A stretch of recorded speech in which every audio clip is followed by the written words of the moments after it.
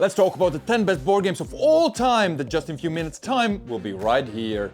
Underneath this blanket, I have found the best board game experiences that I could possibly gather. So we'll take these games out one by one, explain you what they are all about, and also why they are that good. And before we get started, let's figure out some ground rules, like for example, no prototypes allowed. Even though we have played some great prototypes, they do not count. And the second rule, I have played these board games a lot. All these board games I have played tens, if not hundreds of hours, so I feel like I know what I'm talking about. And I'm not gonna talk about small board games for some reason. And the reason is because we already scouted them in another video that we did right here. Check that one out, best light games of all time. And the last rule is a simple one. I love them. All of these will be my personal favorites after more than 10 years of board gaming. I just love them. So be sure to leave down in the comments all your favorite board games of all time, because we like finding out about new games, and that's the best way to do it. Let's start out with the 10th spot, and this one is, oh, the anticipation, Oathsworn, the best boss battler in the world. The woods have taken over the world, and you're the only one who can stop it. You will play these mighty heroes that have taken an oath, Oathsworn. And since this is a story game, you just need to finish your journey of 20 more chapters. And you will do that by traveling to different interest points and then reading paragraphs of text. And then you will fight unique bosses.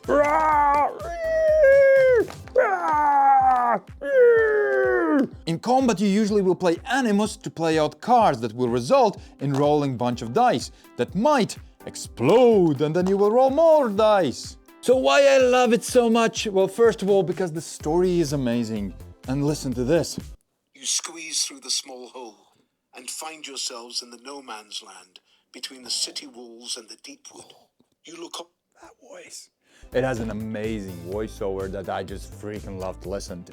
And then we get to the combat, which is so unique because of the bosses, because of the character skills, and my favorite thing, the card play, which results in amazing dice roll. So this one is a worthy candidate for the 10th spot. But if you don't like cooperative games, you're in for a treat. Because our next game is all about non-stop conflict. Here you are fighting for the rarest resource in the universe, spice. You will play characters from the Dune universe, and all of them will have some asymmetric powers. Every round you will fight for some conflict rewards, which most importantly will give you victory points, and whoever has the most victory points will win! You will play out cards that will let you send your agents to different territories. And these territories will give you resources or military strength. Ooh, now I'm stronger there. And then you will fight it out for the said territories. It's the Dune universe, so obviously there will be intrigues, there will be deck building, there will be resource management and a bunch of other things, which culminate in a great board game. Which is why it's in my 9th place, because of those great crunchy choices. And speaking of great crunchy choices, let's talk about our 8th game. My next board game, Spirit Island, is a cooperative board game, but my friend said it feels like competitive because it's so tough. Invaders are coming and destroying this beautiful island. And you will play spirits that are getting angry because their home is getting destroyed. So you, as these spirits, will play out cards to destroy the enemies. Kobe. To play out cards, you will pay energy to fulfill their texts, like for example, push out these two noobs. But be careful, because some of these cards that you play, right here, actually trigger much later, after the enemies, which means you have to plan ahead.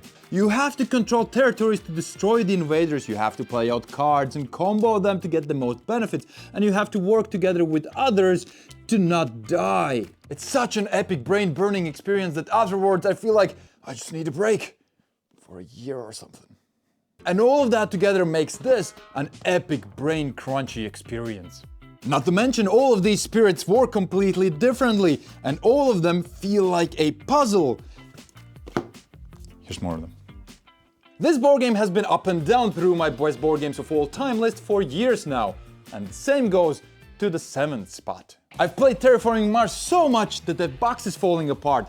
How is this game, after so many years, still so good? In this competitive Euro game, you will try to terraform Mars. In this board game, you will play a company that will pay resources to build a bunch of stuff that then will give you more resources back. And as greedy human beings that we are, we're obviously doing this for awards and milestones, which will give us victory points. And by far the best thing in this board game are the cards, which you can play to build your little engine that could. This one could, this one could, all of these can. And while you're playing cards, there is this fight over territory, where you can build the cities and how to make sure that they're the most efficient cities out there. So when the Mars is terraformed, will you be the king of Mars? Find out in this best engine building board game in the world. I really need a new box. My next board game is a game that has never made me feel bad, sad, or anything except awesome. Welcome to Slay the Spire, where you need to climb the tower to defeat the big bad guy 3 times. You will play your own asymmetric characters that will play out cards to defeat bad guys and in general, feel good. Most of the time will be spent fighting. You play out damage card and deal damage. But between the fights, you get new cards that have more strength, more powers, more craziness. And all of your cards can be upgraded, like this. Plus also you will get a bunch of new stuff. And all this upgrading and getting new stuff for a single purpose, to defeat the big bad guy or die trying. Then you reset and do it again. This is my feel-good board game because the deck building feels amazing, upgrading cards even better, then these unique characters, all of that in a combination that's light, cooperative, is something that always makes you feel better about yourself. So from a game that makes you feel that good to a game that will destroy your mental health. Welcome to an ancient Greek world where everything will leave you in despair. And I'm not talking about just the rulebook. You will play these characters that can embody titans, monsters themselves that are the only way how to defeat these nasty creatures. Because they're destroying everything that is good about the world. So you will be reading paragraphs and then fighting these monsters when the time comes. So travel around ancient Crete and solve all the mysteries that lay before you. And when the time comes for boss battlers, embody these titans and try to defeat the evils of the world by rolling a bunch of dice. I might have made it sound really simple, but here in this binder you will see all the phases of the game. Here you store equipment, here is upgrading, traveling phases, here are monster hitting phases, here are your ship management phases. I even forgot what this is. Anyways, there are a bunch of things happening, but most importantly, you're trying to finish your story. I'll be the first one to admit this monstrosity shouldn't exist. But I love it.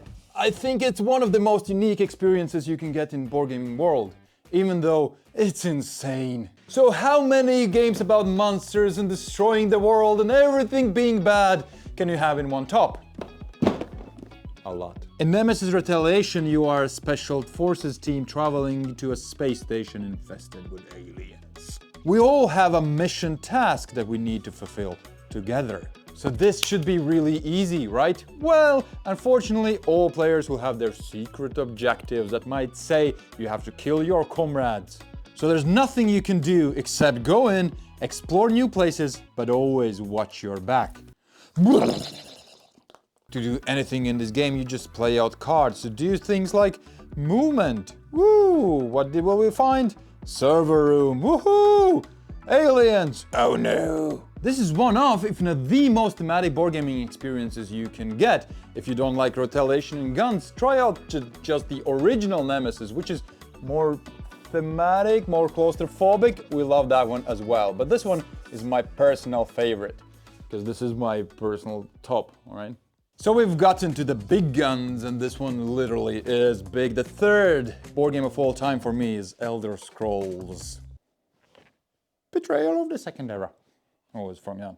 Welcome to the beloved world of Elder Scrolls, where you will be playing one of the heroes, building them up, as well as fighting the monsters. You will travel to certain regions, trying to fulfill quests, like for example, Dream Warriors, the psychic order. The dream weaver screeches and fades away, but his dream does not. That's a quest. You will fulfill these quests by first of all traveling through the world, second of all upgrading your characters, and third of all going into combat and using your new acquired abilities to get out of the mud.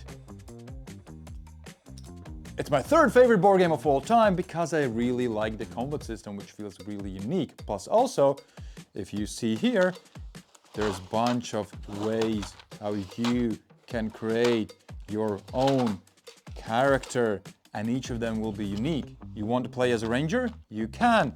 You want to be a healer? You can. All of these things will change your character. And most importantly, the gameplay rewards for your choices. If you wanted to build a ranged magician, you can. And you play like a ranged magician. Cooperative board games have always been my jam, and this one is a brilliant example of that. But the next two games are gonna be competitive ones. We're down to our two finalists, and have you noticed there haven't been any Lord of the Rings board games there? It's about to change. Welcome to Lord of the Rings in a box. You can either play the good guys who come from Rivendell all the way to Mount Doom and try to destroy some jewelry. Or you can play the bad guys who will march out of Mordor and try to destroy whole Middle-earth. To get through your goals, you will roll a bunch of dice, and whatever you roll, those are the actions available to you. Muster huge armies, move these armies, and then fight by rolling dice.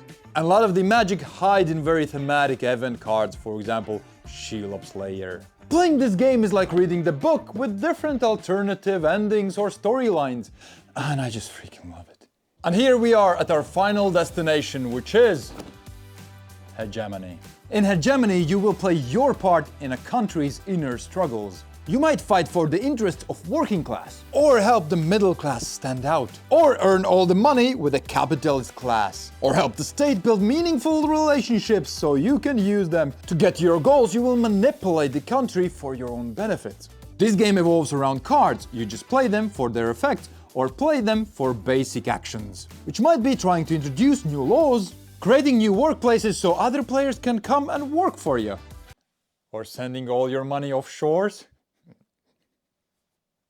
This board game encompasses everything you should learn in an economy class, but don't worry, this isn't that boring teacher that just comes in a class, gives you a notebook and says, deal with it.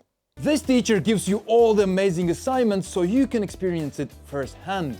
And that's why it's in my first place, because it's not only an amazing board game, it is, but it's also such an experience like no other. I just freaking love it, just as I freaking love all of these board games, and they are my top 10 best board games of all time. But don't go anywhere, we're soon gonna have Giannis's top 10 board games of all time just in a minute, and that's gonna be even a better top? I doubt it, but you know, might be, you don't know. See you there.